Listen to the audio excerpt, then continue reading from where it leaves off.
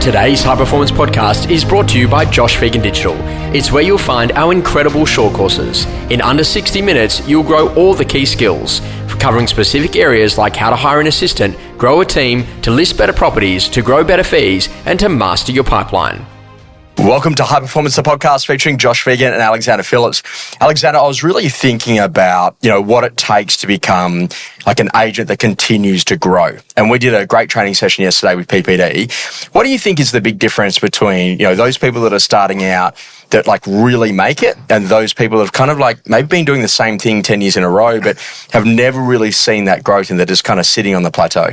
Thanks, Josh. Thanks for having me again. I think a lot of it comes down to, what you're trying to get at the end of the day, like as in, are you trying to do, X amount of sales, have a certain lifestyle, have a certain family life, and then obviously the more desire you want something, the generally more you're going to grow, I think. I think if you're just sitting around with no real sort of goal or satisfaction you're trying to get out of what you want to do, you're probably just going to be plateauing out for the rest of your life. So I think it's important to try and grow every day. Like every day we're trying to get better at what we do. We're trying to learn more things, listen to people like you, listen to other trainers, read magazines, read articles, just trying to always develop yourself. And I think by doing that, your mind opens up more, you're learning more, and naturally you will grow more. When you see someone who's like a learn-it-all versus someone who's like a know-it-all, and that doesn't have to be about age or profile demographic. Like sometimes you got a 19-year-old who's a know-it-all, sometimes you got a 19-year-old who's a learn-it-all, and the same with an 80-year-old. What is the difference like with you? Because like you're there, you're like, second row in the room, you're taking notes like just as furious as anyone else. You're in a position that you're having a bit of a chat to some of the other people around you pretty quickly. Hey, we should be doing that. Like, why are you still so hungry to do it, even though, many would argue you've got some of the best performance of any real estate agent that we've seen in a decade in residential real estate across Australia and New Zealand? Josh, I think, as probably more so in the last few years, the competitions of agents out there has got deeper. There's more of them. There's agents that are trying to do what we do every day, trying to mimic what we do. And then that means that if we just stay at where we're at, that, we won't be, at the top of the field. And in real estate, you're really easily forgotten by the vendor. They're always going to go with the best agent, the one with the most runs on the board and the most profile.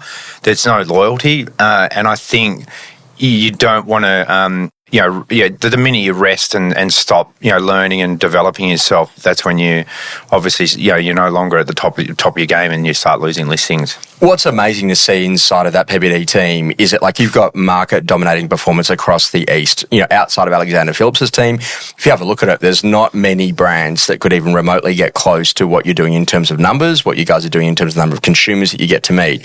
That didn't happen because you just decided to, be that. You just wanted to go and serve more customers. How has that sort of philosophy of doing the best that we can at PPD served the entire business well in what is a very competitive market in Australia?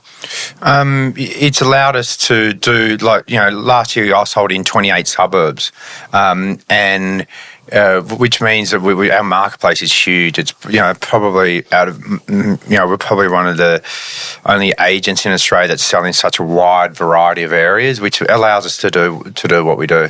And what I love about that though is that you're moving up and down with the consumer, so that they could be starting in a little one better or a studio, right the way up to some of the most beautiful coastal homes that are actually available in Sydney. But you know what? You're not too good to go and stand on a $400,000 property, and you might go and stand on a multi-million-dollar one all in the same day. Because the whole belief is it's all about customer service, experience and relationships.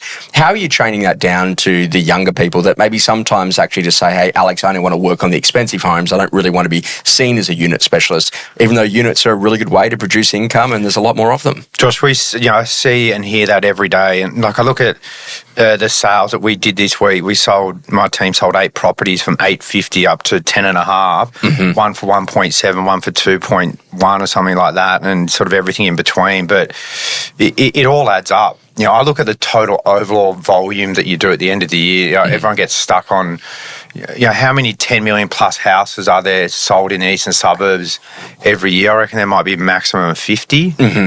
and there's probably 50 agents that sell in that space. And some who want to. Yeah, so you'll do you might do a half a sale or not even one. So do you ever get worried that the PPD brand might get pigeonholed to only being able to do low-end properties and so therefore it couldn't go into high-end? Because you hear agents say that, like, I don't want to be seen on a unit because then that means I can't get a $2 or $3 million house. We've never seen that. I think that's a mentality of the agent, and then how you go into a listing and how you prepared the social proof that you show the vendor of what you've done or the agency's done. No, we've never had that issue.